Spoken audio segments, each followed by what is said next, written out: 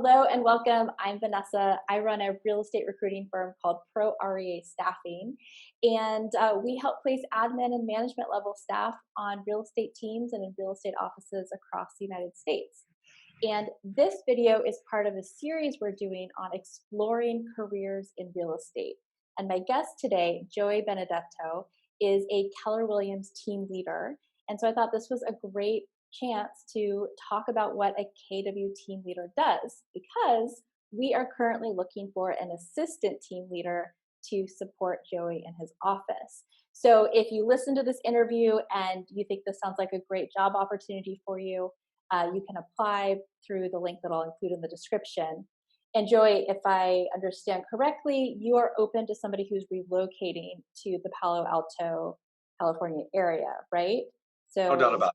Yeah, absolutely. perfect. So it doesn't matter where you live now. If you want to move to Palo Alto and you think this is a great job, you can apply below. Okay, Joey, thank you so much for being here. How are you doing today? I have my coffee, so I'm happy. You're good. All right.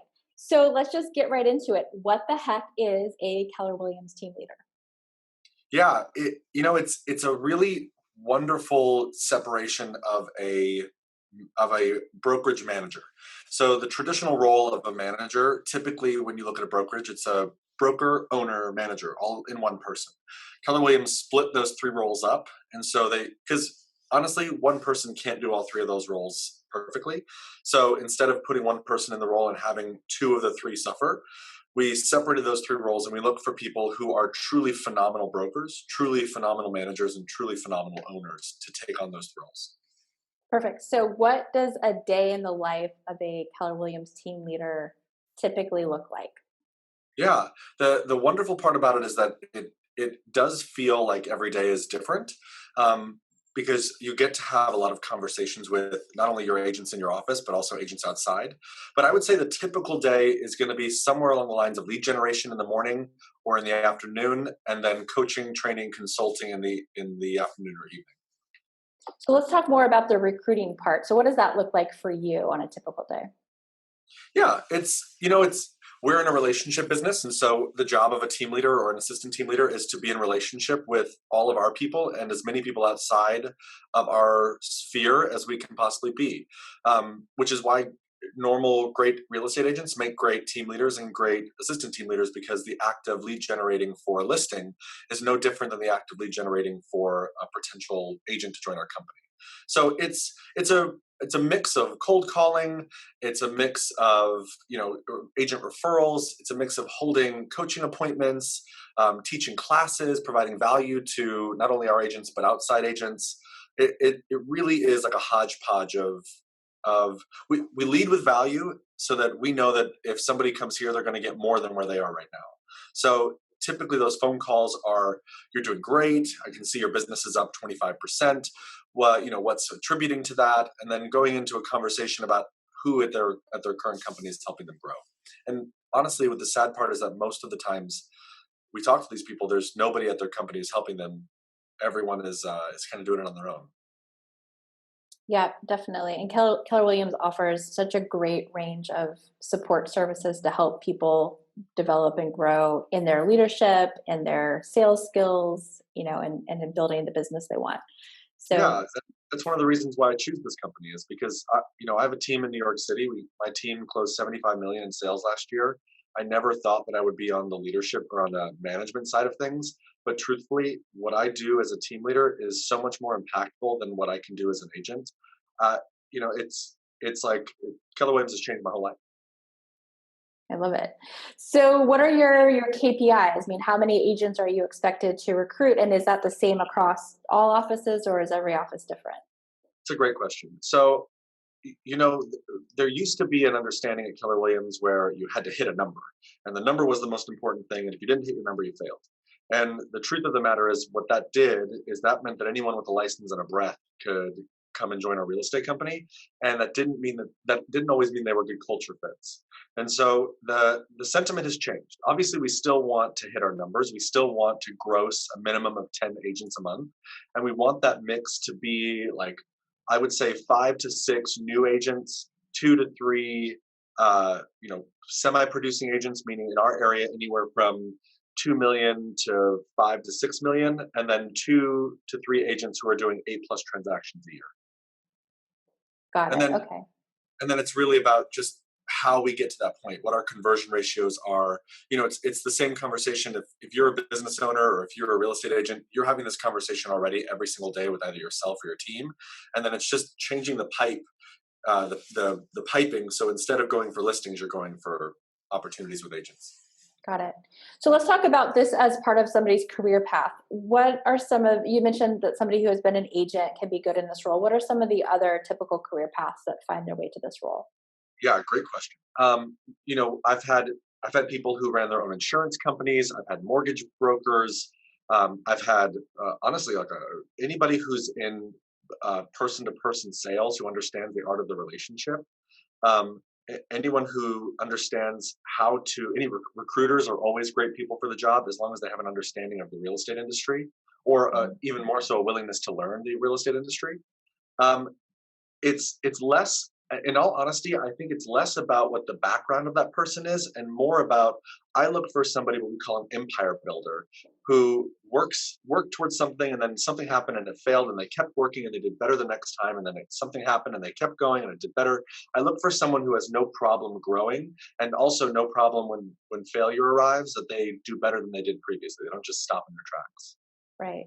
And what kind of support and training do you get when you come into this role with KW? I'll be honest with you. It's like drinking from a fire hose for like the first 6 months. Like you can't lie about that. The good news is that there's plenty of opportunity. There's plenty of training available. So you're going to get one-on-one training. You and I, or whoever it is, and I are going to sit down every single day and talk about how to do this at a higher level. That person is going to shadow me and shadow other team leaders and assistant team leaders across the not only our state but across the country. And then we're going to start doing scripted role play practice. We're going to start having the conversations between us, so we don't practice on the client. Hmm. Makes sense? Yeah, absolutely. And what would you say are some of the best things about this job? Why do you love what you do? So the list is long. So I'm glad we're here for another 3 hours. Um, the biggest thing is that every single time, I believe that who your values and who you choose to be in business with, their values have to be in alignment.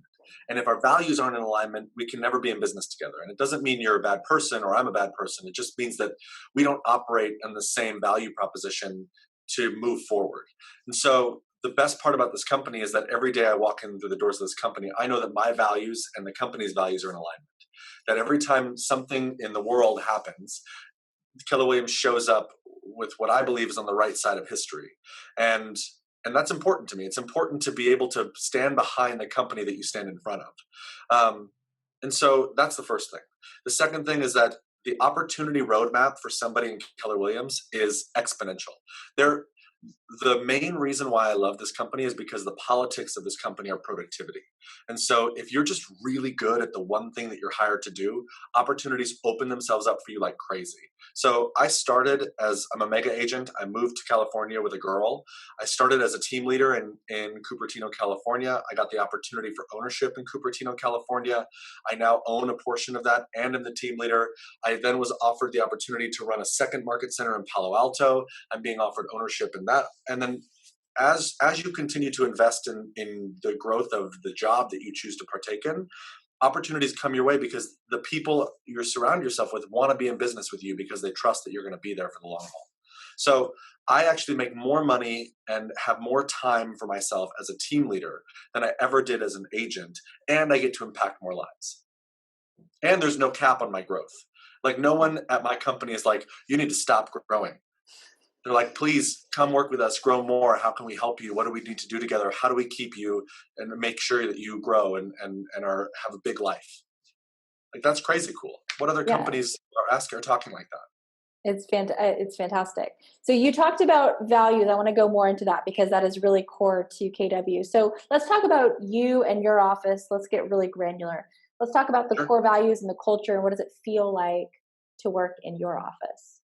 So there's four requirements to be in my office. So a couple things. Keller Williams is a unique model. The real estate model is very unique. There's a cap on how much money we take from our agents every year, and the wonderful part about that cap is that that means that no one's worth more than that. Like nobody. So at other brokerages, at dependent brokerages like a Coldwell Banker, a Compass, Century 21, you name it, the top producers are always treated differently than the middle or bottom producers. And the wonderful part about my company is that if there's someone who's a butthead at my company, I can literally let them go and I lose one cap. I don't lose all of the money that they brought to me.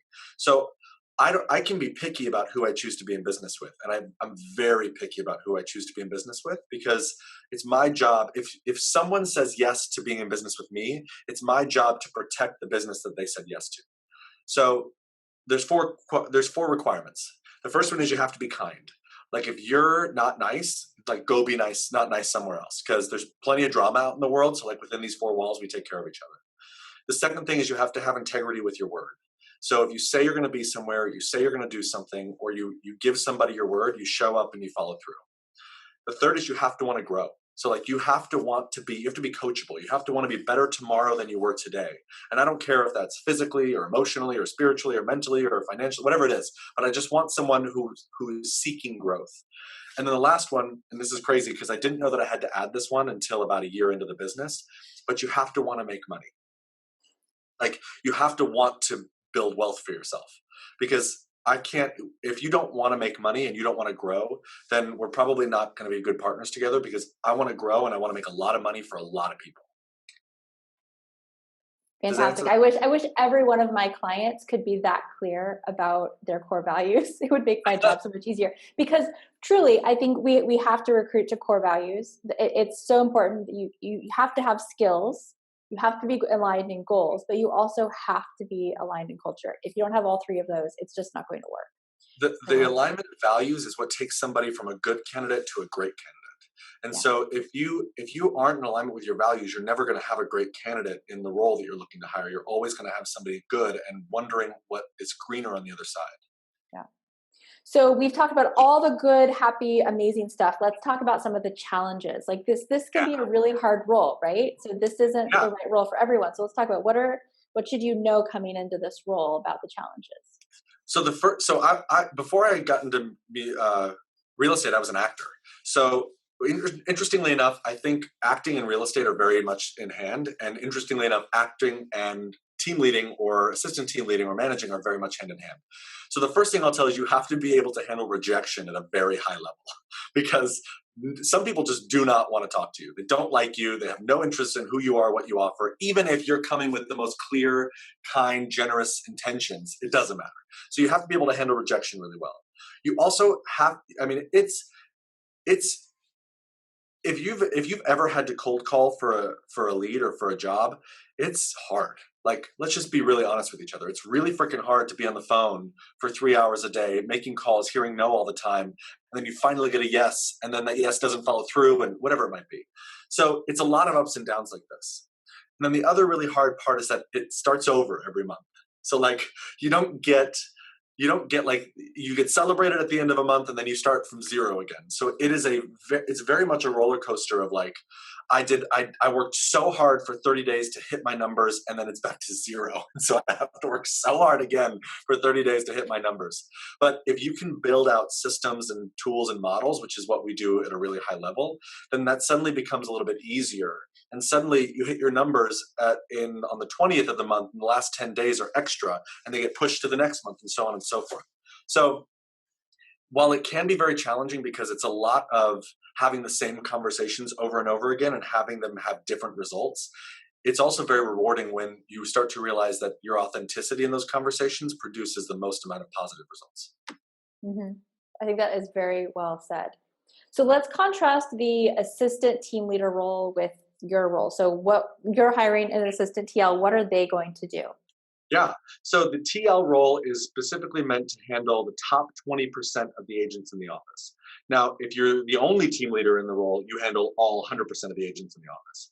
So, but like I said in the beginning, we like to separate roles. And so The TL handles the top 20%. The ATL, they're the assistant team leader. We use a lot of acronyms at Keller Williams. It's a language in and of itself.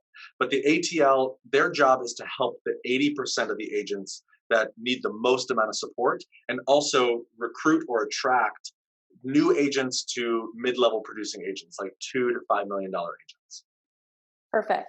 So if somebody's coming in and they're not from the real estate industry, because you're really open to people from some different industries, how do they? I mean, they really must be like drinking from a fire hose. Like, how do you get someone like that up to speed in the beginning? The benefit of this job is that it's the same 5 conversations over and over and over and over and over again. So, and it's just people think that they're unique in their objections, or they think that they're unique in their problems, or their whatever the solutions they need. But the truth is that it's the same stuff.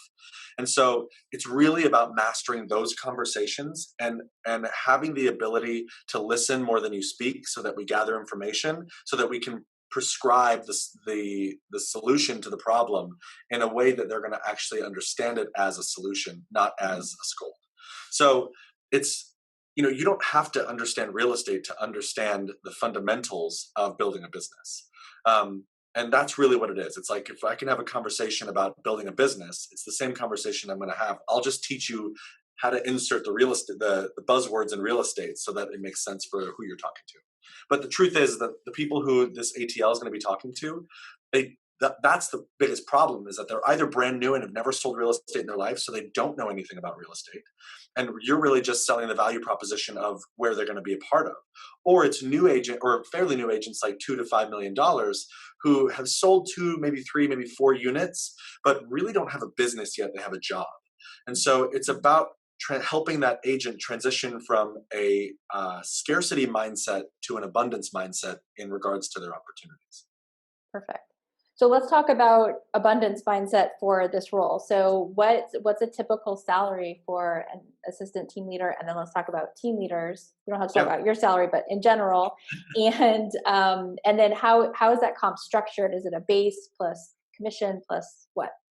Great question. So the comp structure can range anywhere from $60,000 a year to $90,000 a year in a base. Of course, we offer health insurance. Like, we would be monsters if we didn't. But then it goes into a bonus structure, and this is where, like, the real money gets in play. So the bonus structure is pretty simple. We're going to set it up so that if you hit your numbers for the month, you're going to get a really large bonus. And if you gross certain level of production of agents, you're going to get a bonus for every single one of those agents. So let's just assume, I'll give you an example. Like, let's say your goal is to recruit 8 agents a month. Okay. And you hit your 8 agents a month, you might make a bonus of $5,000. So you make your base salary plus a $5,000 bonus for the month, but then 4 of those 8 agents are what we call half cappers. So they've done $2.4 million in real estate sales over the last 12 months. You'll make an additional $2,500 for every single one of those 4. So you just had a $10,000 bonus month plus your base salary, and you get to do that every single month. And then one of the best parts is that, because we have something called profit share, if any of those agents sign you as their sponsor, or the reason why they chose to be a part, you were the most influential reason why they joined Keller Williams, then you're also going to receive a portion of the profit that they bring to the office as they close transactions. So, to give you a frame of reference, I will probably make $500,000 in income this year based off of bonuses, salary, and profit share. Perfect. All right, guys, if that sounds like a good job for you, go ahead and apply below. We are looking for superstar talent to work with Joey. And I really hope that you enjoyed this video. Again, this is part of a series on exploring careers in real estate. So check out the playlist. I'll link it so you can check that out. And I'll also include Joey's email if you just want to connect with him as well. And by the way, don't forget to like and subscribe.